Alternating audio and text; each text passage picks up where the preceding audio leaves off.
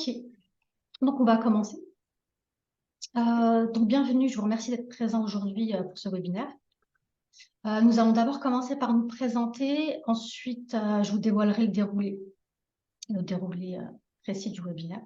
Donc tout d'abord, je suis Linda Bouzidia, business developer chez Testoon, en charge des sujets de business development autour de nouvelles thématiques telles que l'audit énergétique, la numérisation du bâtiment ou encore les infrastructures de recherche sur les véhicules électriques. Et toujours avec un point d'intention sur la réglementation.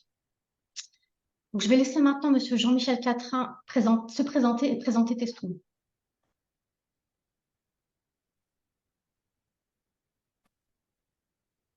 Jean-Michel, le micro. Je mets mon micro, ça va mieux, vous m'entendez?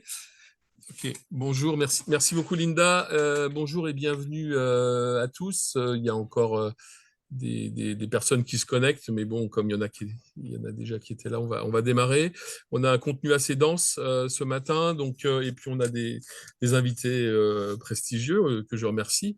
Je suis Jean-Michel Catrin. J'ai eu le plaisir de fonder la société Testoon en 2007.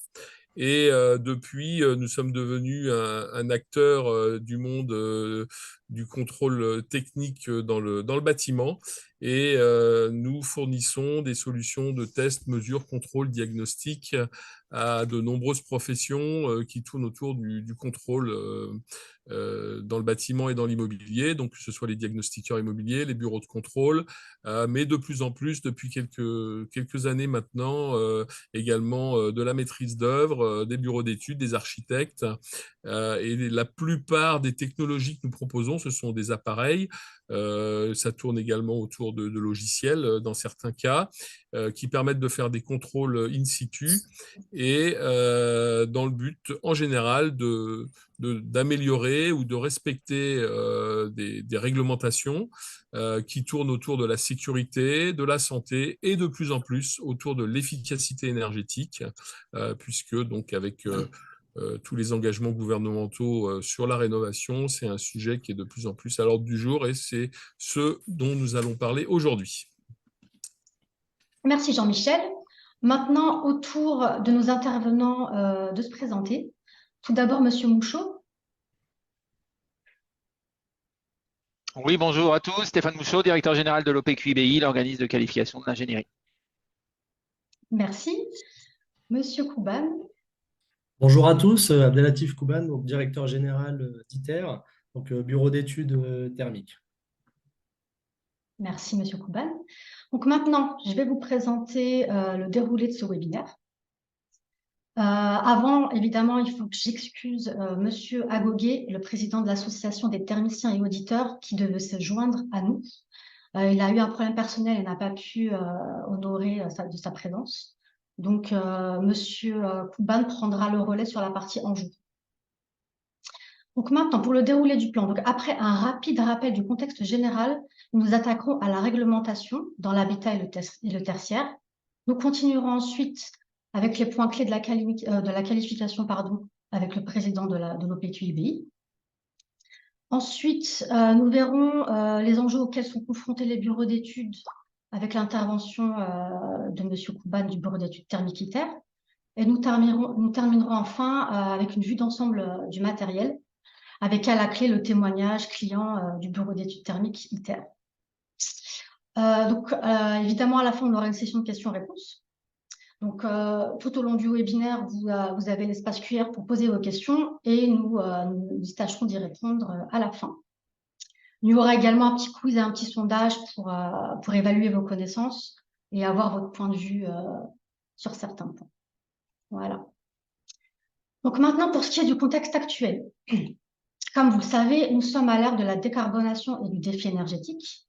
Donc, tous les moyens sont bons pour favoriser les économies d'énergie. La performance énergétique est au cœur de tous les débats et l'audit énergétique au cœur des dispositifs.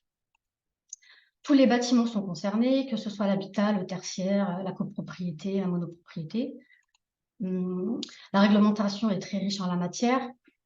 Elle s'adapte aussi bien à tous les types de bâtiments qu'aux types d'audit. Divers acteurs sont sollicités pour mener à bien cette tâche, parmi lesquels on retrouve les bureaux d'études qui sont au cœur du sujet. Alors, on va commencer par rappeler un peu la réglementation de l'habitat, un petit rappel du contexte réglementaire actuel.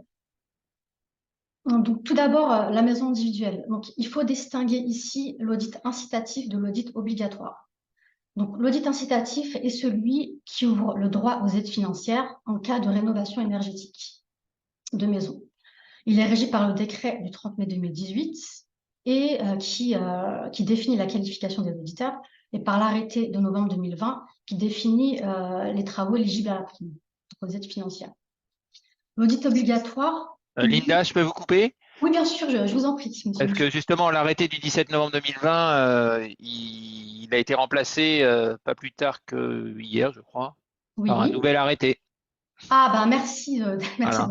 merci pour cette mise à jour, donc du coup pour l'actualité. Donc jusqu'à maintenant, enfin jusqu'à hier, du coup c'était ça, et apparemment il y a un arrêté qui est sorti hier. Donc vous en direz plus, vous pourrez en dire plus après si vous voulez, quoi, si vous avez plus d'infos dessus.